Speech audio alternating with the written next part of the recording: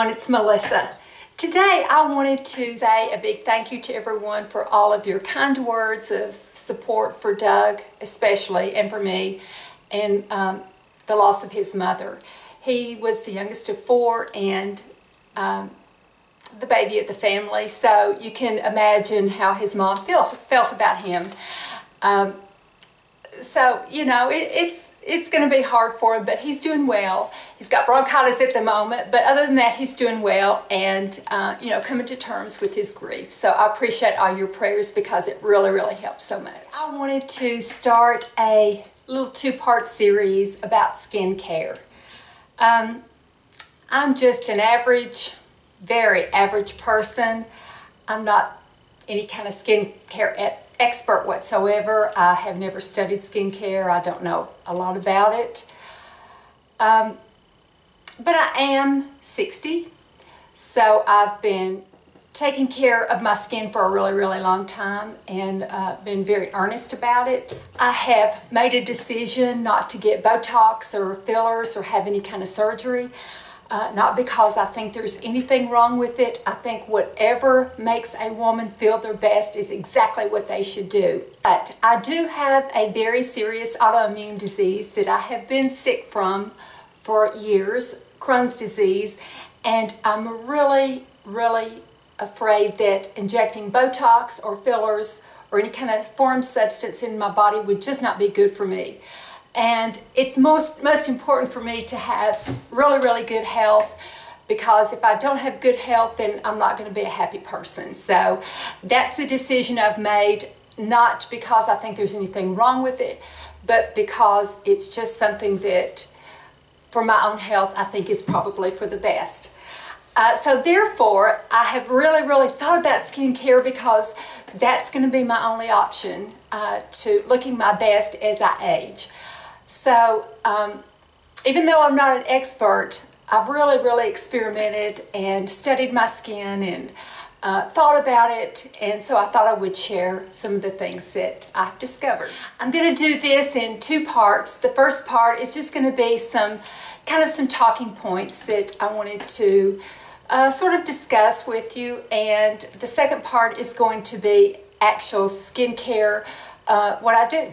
You know, I'm going to do an AM routine and a PM routine, and I will do that in a few days.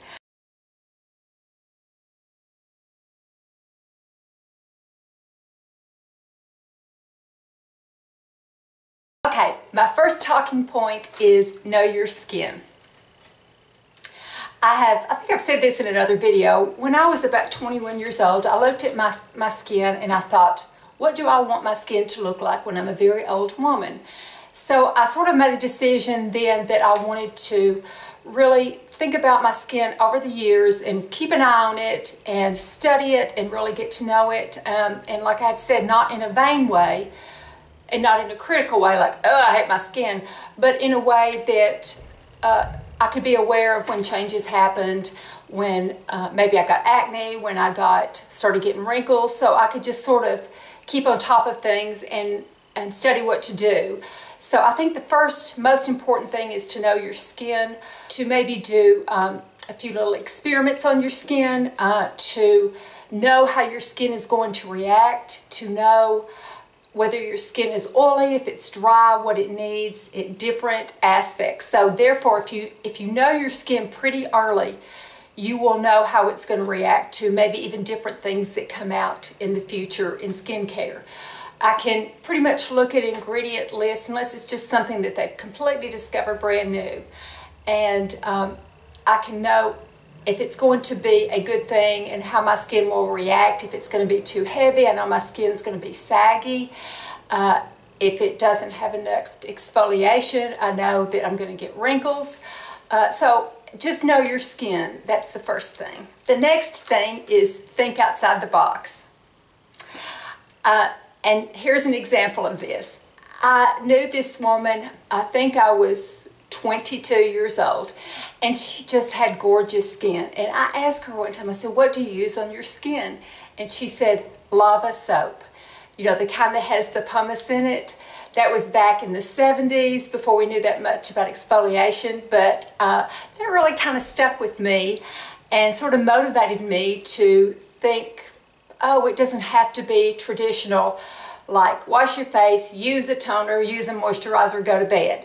It can be other things too that you never thought about. I'll tell you a good example of that is Retin-A. Retin-A was always used for acne. Nobody thought about using it for wrinkles. In fact, I'm sure that people thought that would be crazy to use it for wrinkles because only young people use it and they only use it for acne. So therefore, it's going to just be terrible for older people's skin.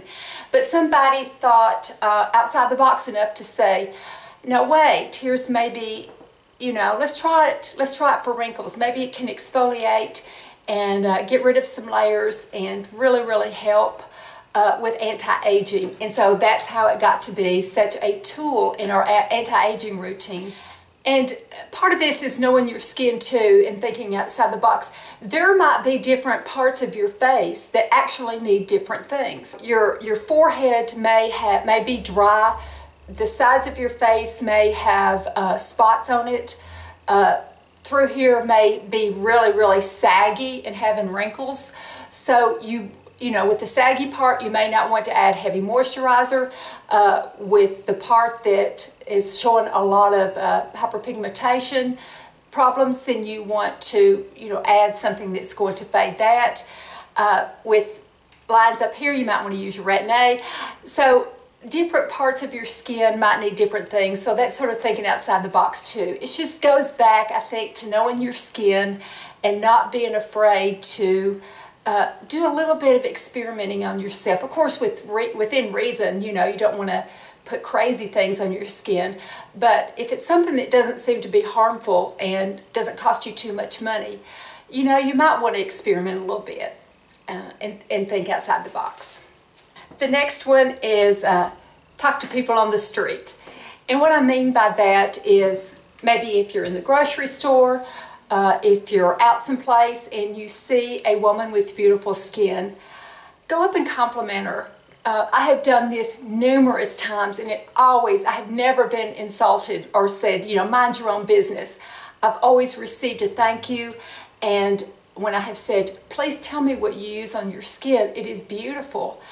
They have always said thank you and been so grateful, and here is what I use. And I have picked up so many tips that way. And a lot of times they will really go on to explain to me, this is why I use it and why I don't use that.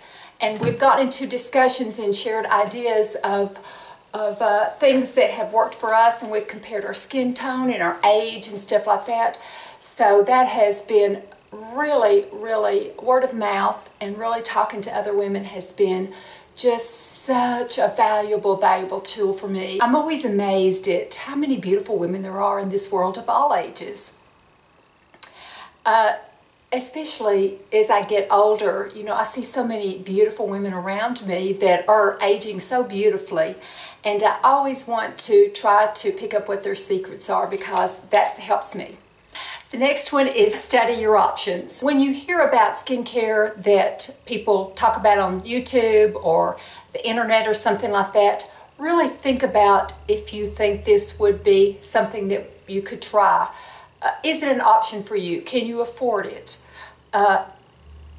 Is it a health risk? Is it something that you think would be good for your skin, would be good for your lifestyle? Is it something you can sustain? Are you a person that really, really just likes to be out of the door like that, so you don't want to do 10 steps? So your option would be to do something like maybe a vitamin C, sunscreen, and go. But if you're someone that really enjoys pampering herself and taking a lot of time with skincare, then you can use the extra steps. You can put on a toner, and you can do masks, and you can do scrubs, and you know, you can do lots of different things like that. So I think it's really important to know what your options are, how busy you are, do you have young children? There have been times when, you know, I just really, there were kids, you know, crawling in the other room and getting into stuff that I would just have to quickly do my skincare as fast as I could. So you may have options that are different at different phases of your life. As you get older, you may have more time. When you're young, you may have the options of trying to do things as quickly and streamlined as you possibly can. The next one is forego the shoes. And I want to say this in the nicest way possible.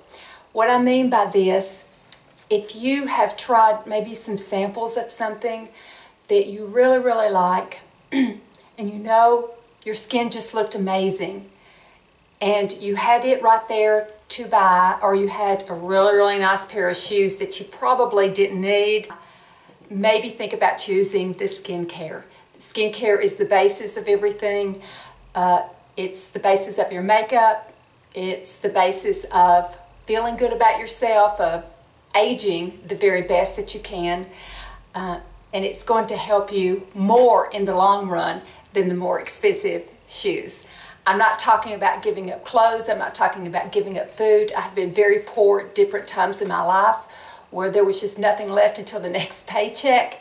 And, you know, I would make masks of eggs. I would take oatmeal and make a mask. I'm not talking about that. I'm talking about if there's a choice in luxury shoes or a luxury purse or getting something done for your skin that maybe you really need and you really think would be a good thing, then I think that I would choose getting the skincare, because good skin is going to be the best thing that you can do for aging. Another one is don't forget your ears.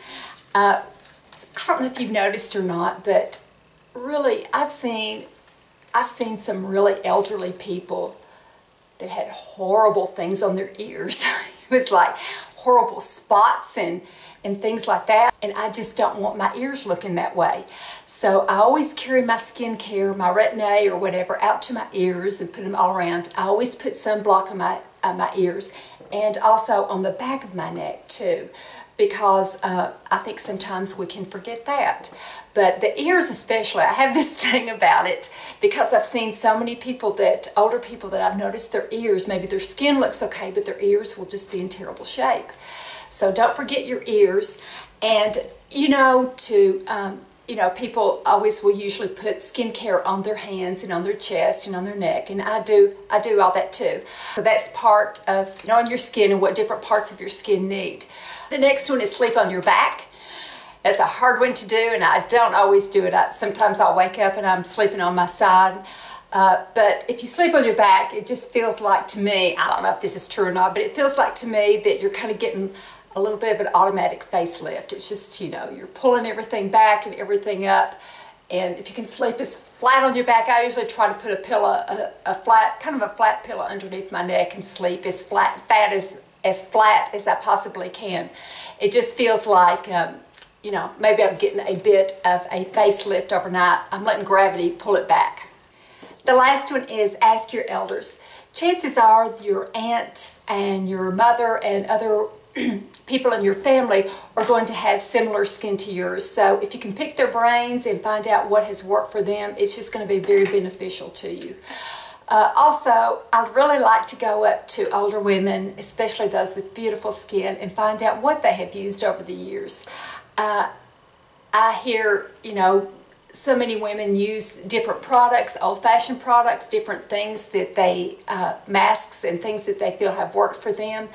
And it's just been such a learning experience for me, and just really, really added so much to my own skincare routines and what has worked for me, because I've taken pieces here and taken pieces there over the years and tried them, discarded, used some of them. So it has been really, really beneficial. Really appreciate everyone watching. Skincare is very important to me. So it was kind of something I really wanted to do, this two-part series. The next part I will, like I said, will do my physical skincare and what I use and how I clean my skin and stuff. It's very simple, very, very easy. I really appreciate everyone watching, and everyone have a wonderful, wonderful day, and I'll see you soon. Bye-bye.